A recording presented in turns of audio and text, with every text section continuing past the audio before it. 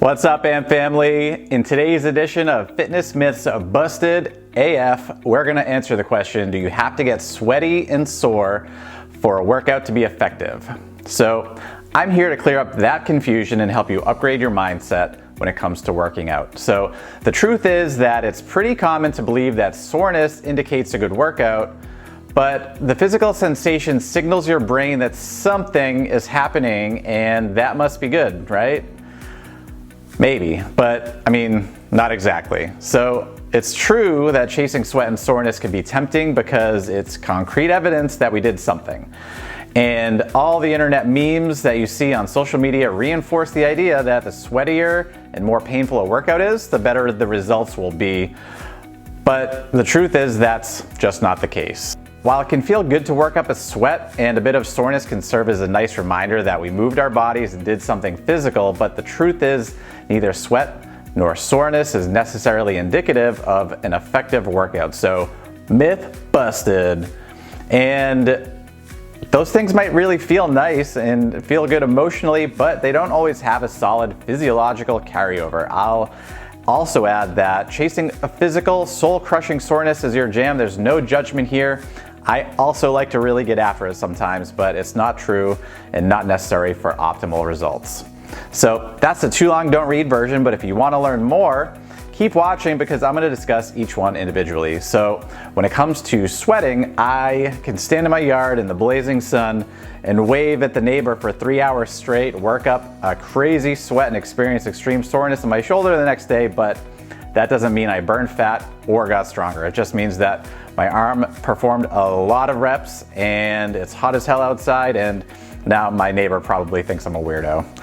But seriously, they already know that I'm a weirdo, so that doesn't matter. And it's also important to know that the rate of sweat is largely genetic, so it varies from person to person.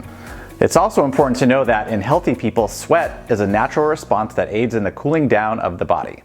When sweat evaporates, it cools the skin's temperature and helps prevent overheating. During exercise, the heart rate typically goes up, and so does the body temperature. Just because your body temperature rises does not mean you're making progress.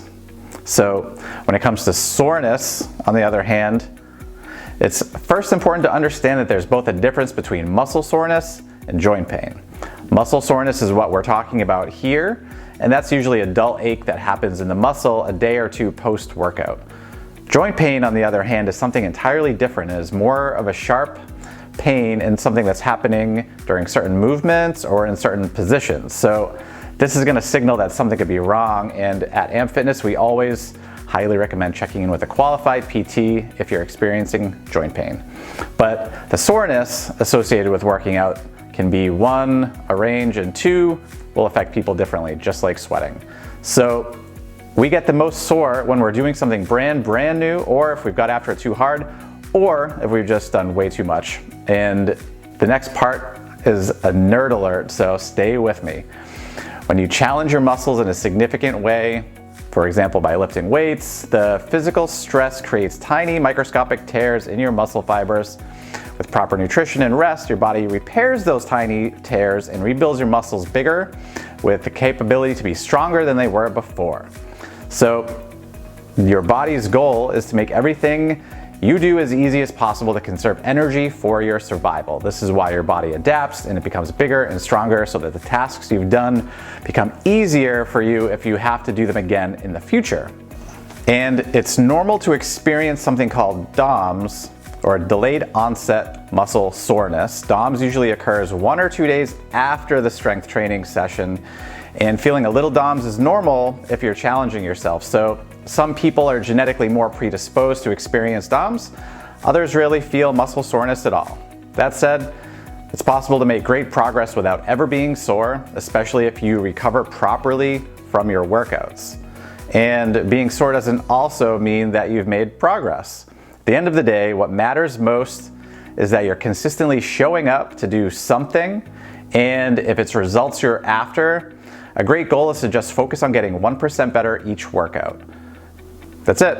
If you have questions, please ask them below, and we're always here to help if you're in Boston and looking for a fun coaching environment, or if you're looking for virtual support, drop us a line at membership@ampfitnessboston.com. As always, stay curious and keep getting 1% better every day.